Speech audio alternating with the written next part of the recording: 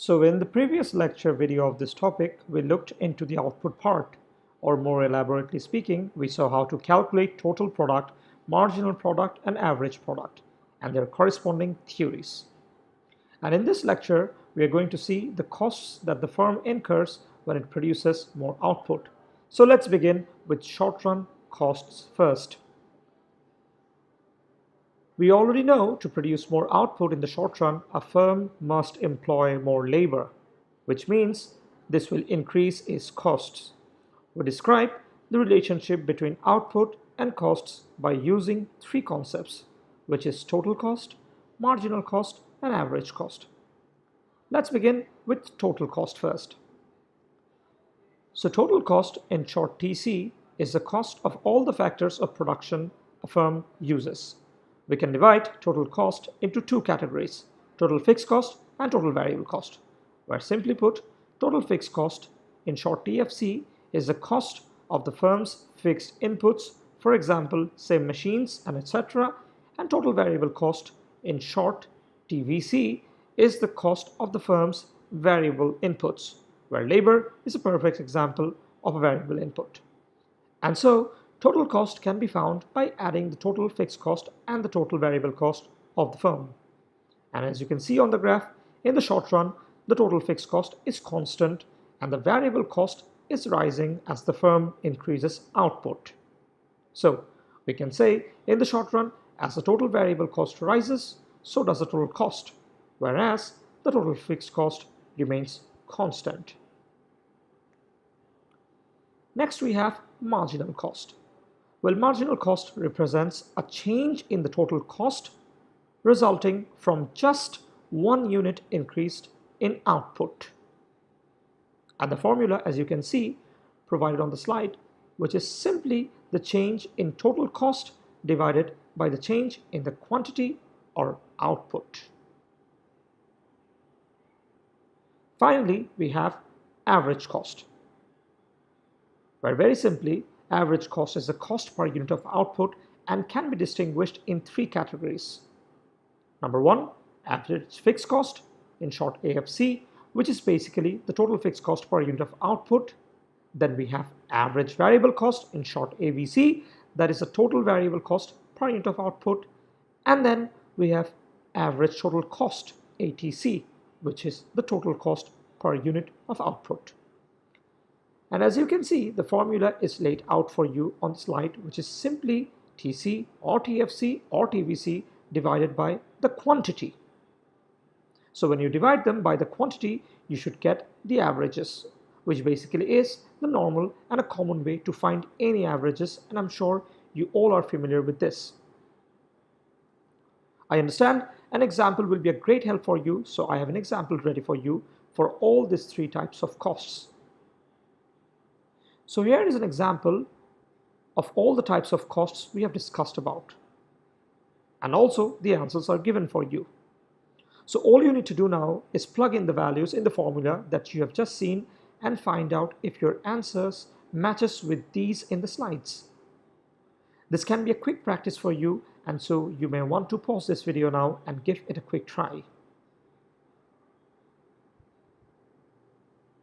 So, if you've worked out the example, and if we're asked to plot your findings, you should get a graph something like this, where you can see the average total cost or the ATC curve has a U shape.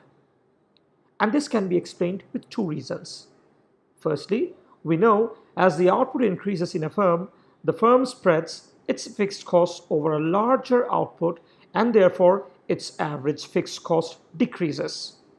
So, as you can see on the graph, its average fixed cost curve is falling as output is increasing. And the second reason the ATC curve is U-shaped is because of diminishing returns.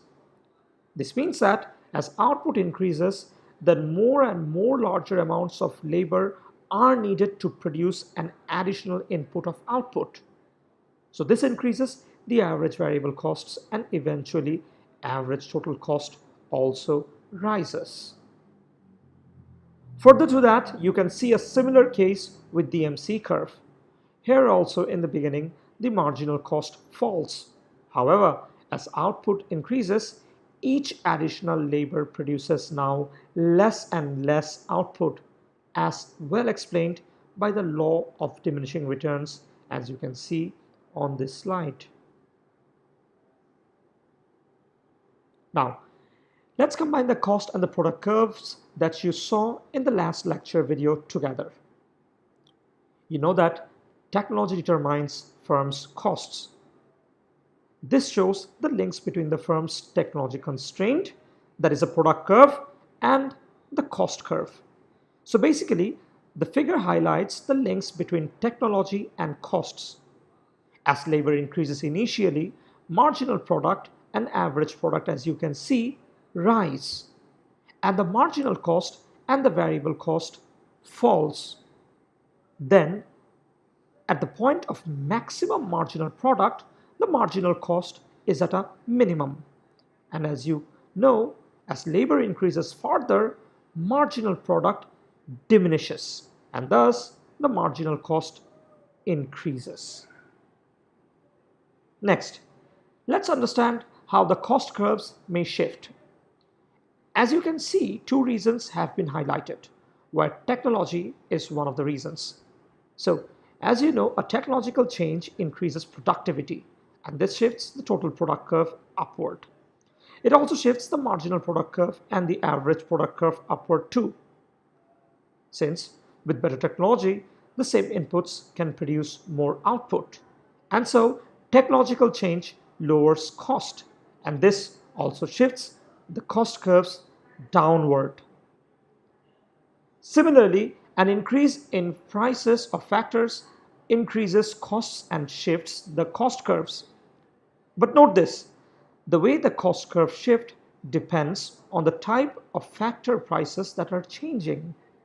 For example, say a change in rent or other fixed cost shifts the fixed cost curves and the total cost curve upward, but leaves the variable cost curve and the marginal cost curve unchanged. Whereas a change in the wages or some other type of variable cost shifts the variable curves with the total cost curve and the marginal cost curve upward. And this time it leaves the fixed cost curves unchanged. You are now done seeing the short run costs. In the next lecture video, we shall see the long run costs.